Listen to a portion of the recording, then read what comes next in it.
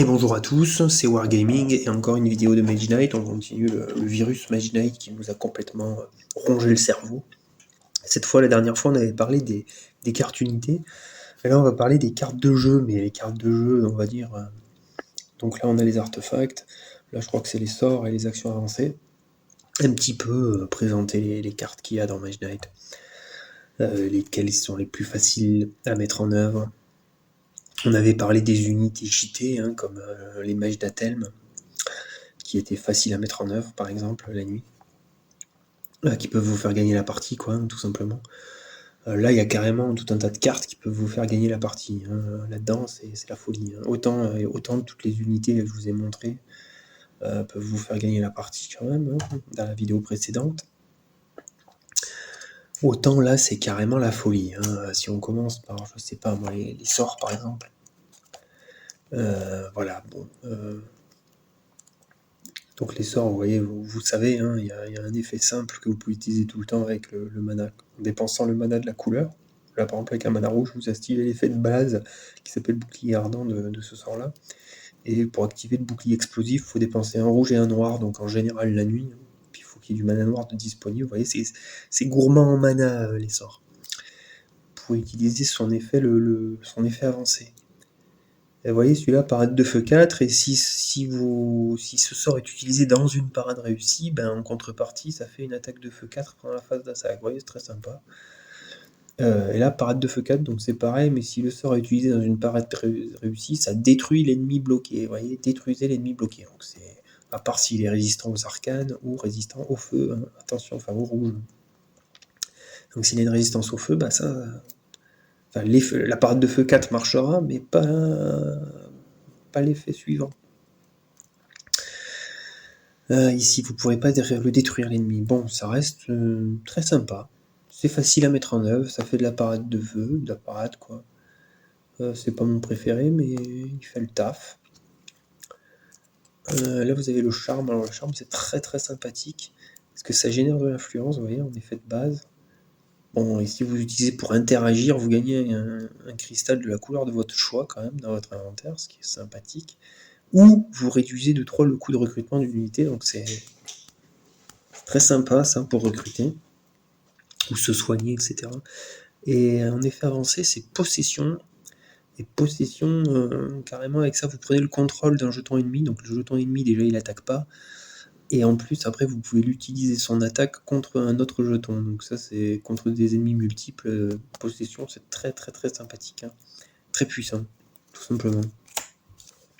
Par contre, avec possession, s'il n'y a qu'un jeton que vous l'empêchez d'attaquer parce que vous avez pris le contrôle, vous ne pouvez pas utiliser son attaque contre lui-même, on est d'accord. Alors là, alors ça c'est pareil, c'est une carte, c'est un sort de mouvement. Alors ça, c'est le sort. Alors tous les sorts en général peuvent vous faire gagner la partie. Mais là, ça commence à être cheaté. Vous voyez, distorsion spatiale, c'est que du mouvement. Durant ce tour, vous pouvez vous déplacer sur des cases et explorer des nouvelles tuiles à 2 cases de distance comme si elles étaient adjacentes. Donc en gros, vous sautez, les cases que vous sautez sont ignorées. En gros, distorsion spatiale, vous sautez les cases, quoi. Les cases que vous sautez, un tel mouvement ne provoque pas l'attaque des ennemis. Alors avec ce sort activé avec du bleu, vous pouvez traverser la map à une vitesse juste hallucinante. Dans certains scénarios, ça peut faire le café, ça. Ça, c'est une carte, c'est un sort, mais c'est très très très puissant. Sa version avancée est beaucoup plus anecdotique, mais je sais par expérience, puisque ça m'est arrivé de l'utiliser, que ça peut vous faire gagner la partie aussi, ça. Là, c'est carrément à la fin de votre tour, mettez cette carte de côté jusqu'à la fin de la manche. Alors là, c'est carrément à la même jusqu'à la fin de la manche, pour éviter que vous la repiochiez, en fait, pour pouvoir... je pense que cette règle est faite pour que... parce qu'il y a des effets de jeu dans Mage Knight qui peuvent éventuellement vous permettre de repiocher cette carte-là, et donc pour éviter que vous repiochiez distorsion temporelle et ayez peut-être la chance de le relancer, vous le mettez carrément du côté de la fin de la manche, pour vous dire la puissance du truc, quoi. Et là, c'est reprenez en main toutes les cartes jouées ce tour, pas celles défaussées ou détruites, bon, d'accord. Ne piochez pas de nouvelles cartes à la fin de votre tour, rejouez immédiatement un nouveau tour. Bon, les deux formules sont très bien, ça c'est beaucoup plus dur à mettre en œuvre, et c'est pas tout le temps utile en fait. mais ça peut vous faire gagner la partie. Je vous donne un exemple. Une fois, je faisais un seigneur des donjons, je crois que c'est ça, c'est le Dungeons Lord, et j'allais perdre la partie, en fait. Et en rentrant dans un donjon, il se trouvait que le Dungeons Lord, ça se joue en 5 manches, et la dernière manche, c'est une manche de jour. Et j'avais cette carte dans la main. Et j'ai dit, putain, il me restait 2 donjons à faire. Je rentre dans le premier donjon, et les 2 donjons étaient assez proches, hein, il me semble, sur la map. Donc je rentre dans le premier donjon, en fait, et là je me dis, mais dans le donjon, ou dans le tombeau, je sais plus si c'était un donjon ou un tombeau, c'est la nuit. Et donc je peux lancer mon sort distorsion temporelle. Et en fait, j'avais pas assez de temps, je savais que j'allais perdre, j'avais pas assez de temps pour conquérir les deux donjons. Et en fait, j'ai lancé distorsion temporelle au moment où je suis rentré dans le donjon, qui m'a permis ensuite de vaincre l'ennemi qu'il y avait dans ce donjon-là, de rejouer immédiatement un tour en reprenant toutes mes cartes, d'aller dans le dernier donjon, de tuer l'ennemi qui était dans le dernier donjon et de remporter la partie. Vous voyez. Non, c'est vraiment c'est très très très très puissant. C'est à la limite du shit, ça. Hein, voilà, c'est très dur à mettre en œuvre, mais ça peut vous rendre de menus services. Et la distorsion spatiale pour le déplacement, où vous sautez des cases comme ça, là, ça peut vous faire traverser la map à une vitesse extraordinaire. Non, c'est très très très très puissant. Moi j'adore ce sort-là. Après, il faut l'utiliser à bon escient. Voilà. Éclair de mana, alors ça c'est pour les magiciens, les Aritea, les Goldix. Bah voilà, Goldix, ça c'est un sort tout indiqué que pour Goldix. Vous voyez. Donc avec un mana bleu, vous l'activez. Alors c'est très gourmand en mana parce qu'il faut un mana bleu et après un autre mana pour activer un de ses effets. C'est voilà, éclair de mana. C'est très puissant. Bon, je vous passe les détails, hein. Mais voilà, il faut savoir que c'est gourmand en mana et dans sa version avancée, il faut un mana bleu et noir plus un autre mana pour en faire un effet. C'est tonnerre de mana. C'est très très très puissant, mais ça bouffe de la mana, quoi. C'est plutôt pour les Mage Knight les Goldix, les Aritea, les Brevalart, voilà. Ça sera moins pour un. Après, pourquoi pas, hein, mais c'est moins un sort pour, je sais pas moi, du Tovak ou de la Wolfhawk, hein. Plutôt pour les magiciens, quoi. Démolition, ça c'est assez génial, hein.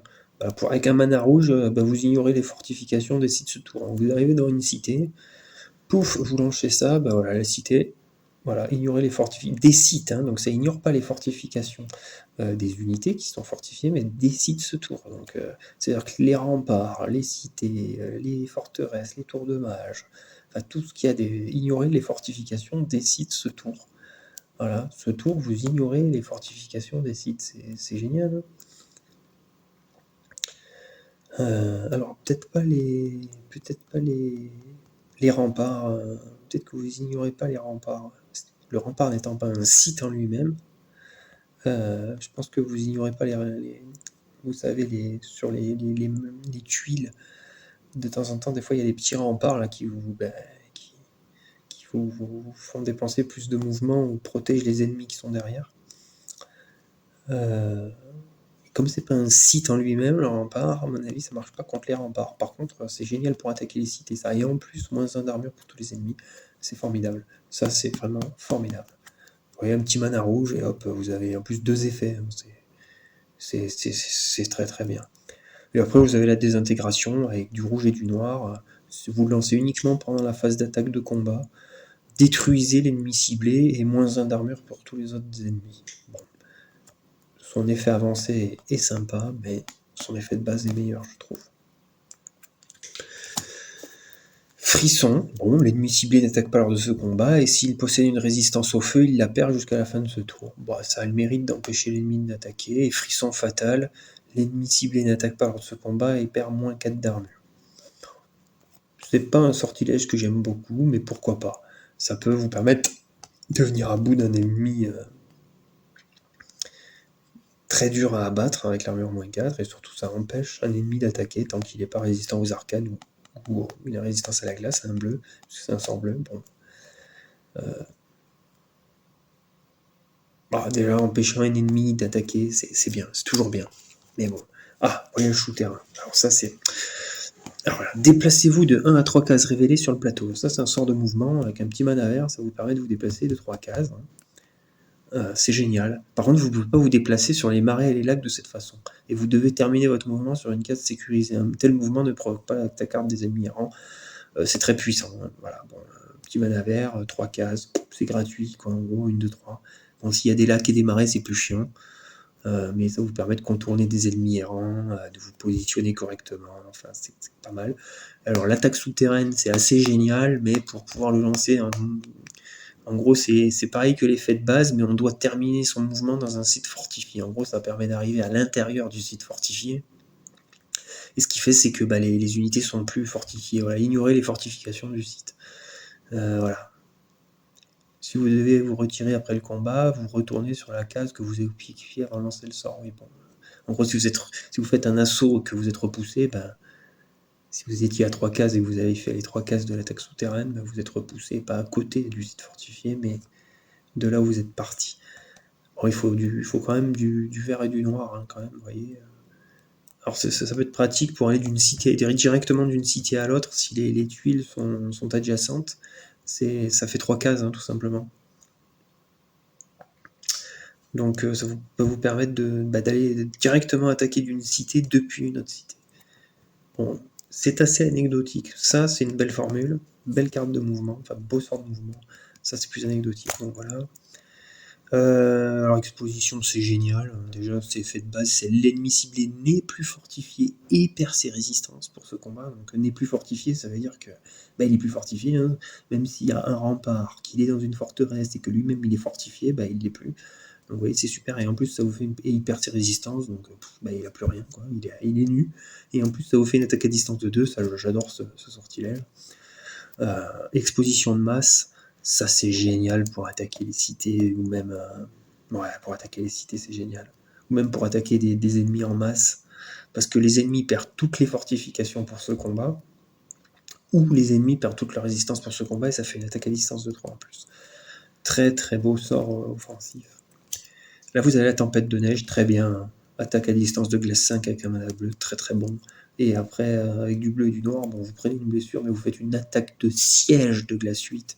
Ça, c'est très très puissant. Secousse, un autre sort complètement puissant. Il est limite cheaté, lui. Hein. Moins 3 d'armure pour l'ennemi ciblé ou moins 2 d'armure pour tous les ennemis. L'armure ne peut être réduite en dessous de 1, bon ok. Mais le moins 2 d'armure pour tous les ennemis, rien que dans sa version de base, ou le moins 3 d'armure pour l'ennemi ciblé, il est formidable. Et tremblement de terre, alors là vous vous déchaînez bien sûr. Moins 3 d'armure pour l'ennemi ciblé et moins 6 s'il est fortifié. Vous voyez, donc ça plaisante pas. Ou moins 2 d'armure pour tous les ennemis, et s'ils sont fortifiés, c'est moins 4 d'armure s'ils sont fortifiés. Vous voyez. Et l'armure ne peut pas être réduite en dessous de 1. Mais ça, contre les cités, c'est juste ultime. Hein, ça. De toute façon, même l'effet de base, moins 2 d'armure pour tous les ennemis. Franchement, impliquer moins 2 d'armure à tous les ennemis, c'est énorme. C'est très très très puissant comme ça. Bon, là, vous avez l'éclair du feu, hein, c'est le pendant de la boule de glace, là, ou je sais pas quoi, de la tempête de neige, pardon. Attaque à distance de feu 5 avec un petit mana rouge, très bon.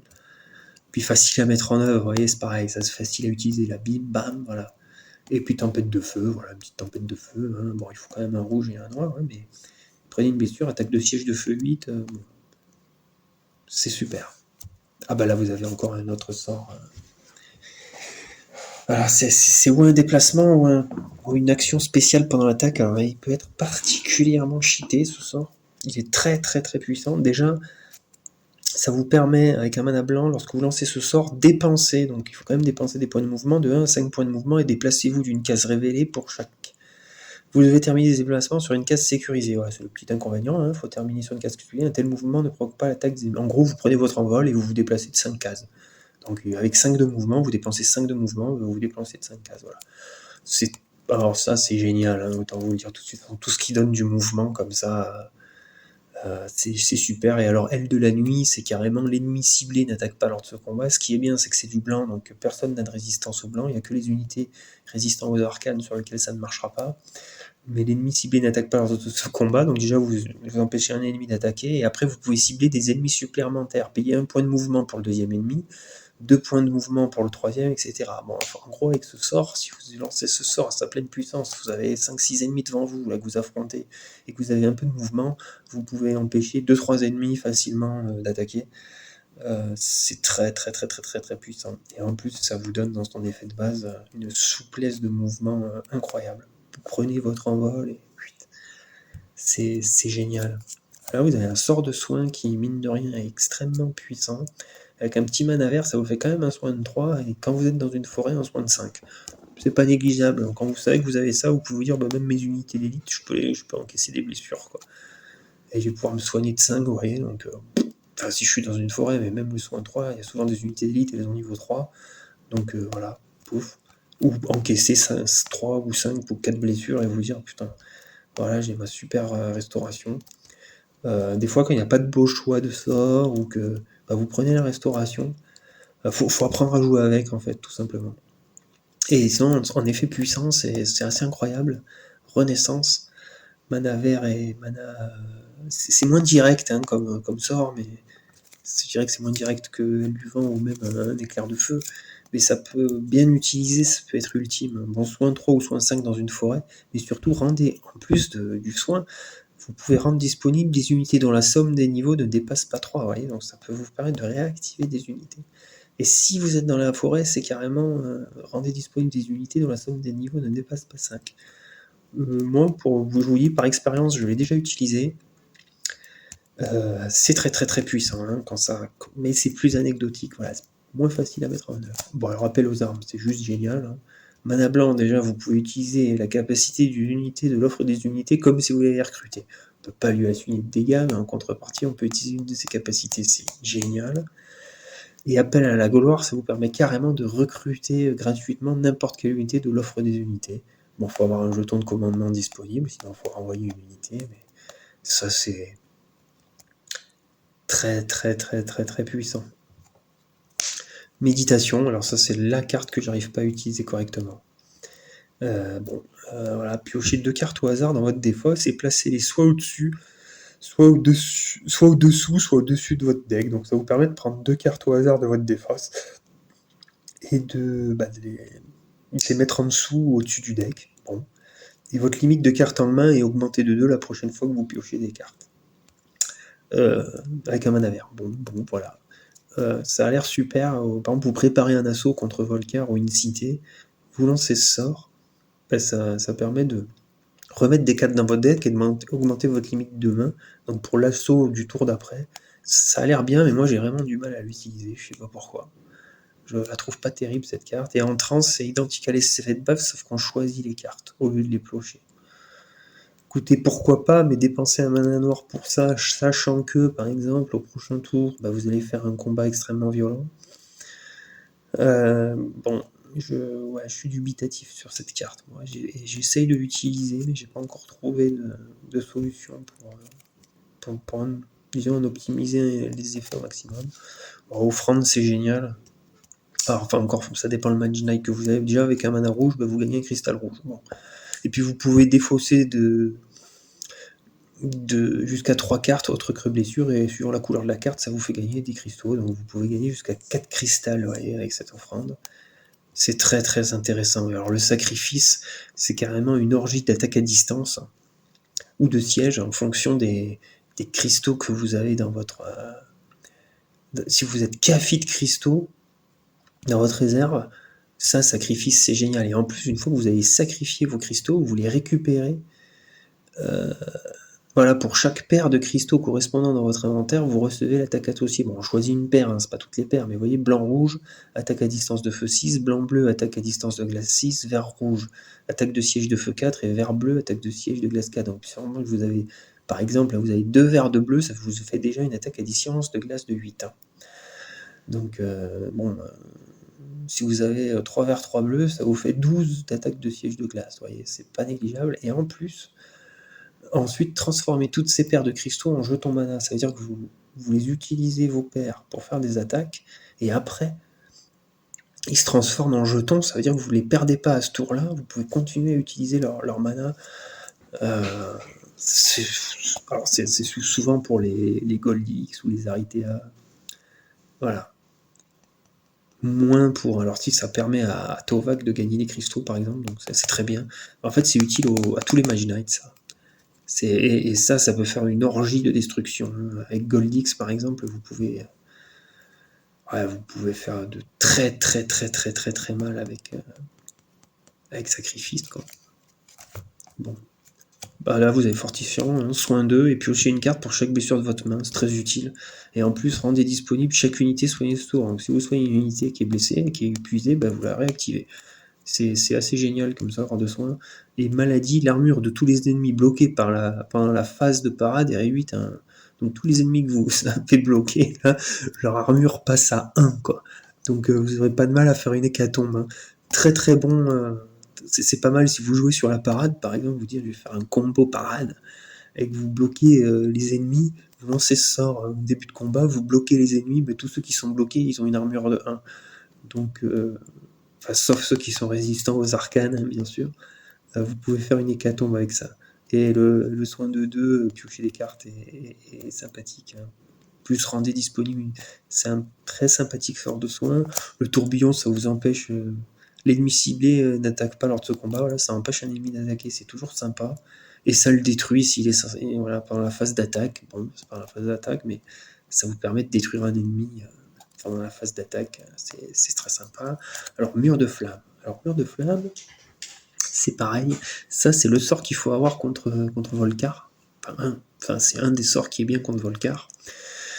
Parce que déjà, dans sa formule de base, ça vous fait quand même une attaque de feu de 5 ou une parade de feu de 7. Hein. Déjà, la parade de feu de 7, c'est très sympa hein, pour parer pas mal de choses. Avec un effet rouge ou une attaque de feu de 5, c'est assez marrant, donc le mur de flamme. Mais alors le déluge de flamme est encore plus marrant. Ça fait une attaque, c'est pareil. Hein. C'est attaque de feu 5 ou parade de feu 7, mais cette attaque ou cette parade est augmentée de 2 pour chaque jeton ennemi que vous affrontez. Donc, si par exemple vous êtes contre Volcar souvent et que vous avez, on va dire, 5 jetons que vous n'avez pas réussi à éliminer pendant la phase d'attaque à distance et de siège, vous êtes encore vivant, bien sûr, pas KO ni rien, et ben vous pouvez générer une attaque de 5, plus comme vous affrontez 5 jetons, hein, pour chaque jeton ennemi que vous affrontez, il y en a 5, ah oui, plus Volcar, ça fait 6, et ben ça fait, vous ajoutez 12, augmentez de 2 pour chaque chose, ça fait 12 plus les 5, ça vous fait 17 d'attaque, vous voyez. Je crois que c'est avec ce sort-là que vous pouvez générer les plus grosses attaques. Bon, c'est du feu, hein, bien sûr. Quand vous pouvez générer, je sais pas, 15 d'attaques de feu ou 20 d'attaques de feu, vous pouvez à peu près détruire à peu près n'importe quelle armée, quoi. Hein, ou anéantir tous les défenseurs d'une cité grâce à ce sortilège-là, en effet puissant. Très bien. Alors c'est sûr, c'est que pendant la phase d'attaque, hein, donc vous devrez ou parer ou encaisser un certain nombre de dégâts. Et en gros, vous pouvez juste prendre quasiment le maximum de blessures, hein, et genre être à la limite du KO et voilà, de 1, d'une blessure. Et lancer juste ce sort-là, et avec les quelques cartes qui vous restent, vous faites très mal. C'est un très beau sortilège. Évaporisation, c'est sympa, hein, avec du mana bleu, vous voyez, mouvement 4. Le coup de mouvement de tous les terrains est de 2, donc lac compris, donc c'est génial, hein, vous pouvez passer sur les lacs. Par contre, on ne peut pas rentrer sur les montagnes et les collines. Faut faire attention en l'utilisant, parce qu'il y a souvent quand même une colline ou une montagne qui vous gêne, et comme vous ne pouvez pas entrer sur une montagne ou une colline jusqu'à la fin du tour, c'est à utiliser avec parcimonie. Cela dit, ça vous permet de traverser les lacs, hein, pour un coup de 2, donc c'est pas négligeable. Et le voile de brume est quand même très sympathique dans sa version la plus puissante, c'est un sort défensif. Toutes vos unités déjà gagnent toutes les résistances, vous voyez, donc déjà ça plaisante pas du tout, hein, c'est le truc ultime qui peut vous faire gagner une partie. Votre héros ignore la première blessure infligée par des ennemis lors de ce tour et les effets additionnels liés. Donc en gros, ça vous permet d'annuler la première blessure que vous prenez, plus tous les effets qui en découlent, hein, empoisonné, brutal, paralysant, enfin tout ce que vous voulez. En gros, ça peut vous permettre par exemple d'encaisser une blessure paralysante, ce qui n'est pas rien. Mais surtout, toutes vos unités gagnent toutes les résistances. C'est cheaté, hein, c'est à la limite du cheat. Donc voilà pour les sortilèges. Voilà. Ça, c'était pour les sortilèges. Je crois que je vais couper la vidéo, en fait, et je vous parlerai des actions avancées plus tard. Voilà. Eh ben, j'espère que vous avez aimé la vidéo, et puis à plus, ciao!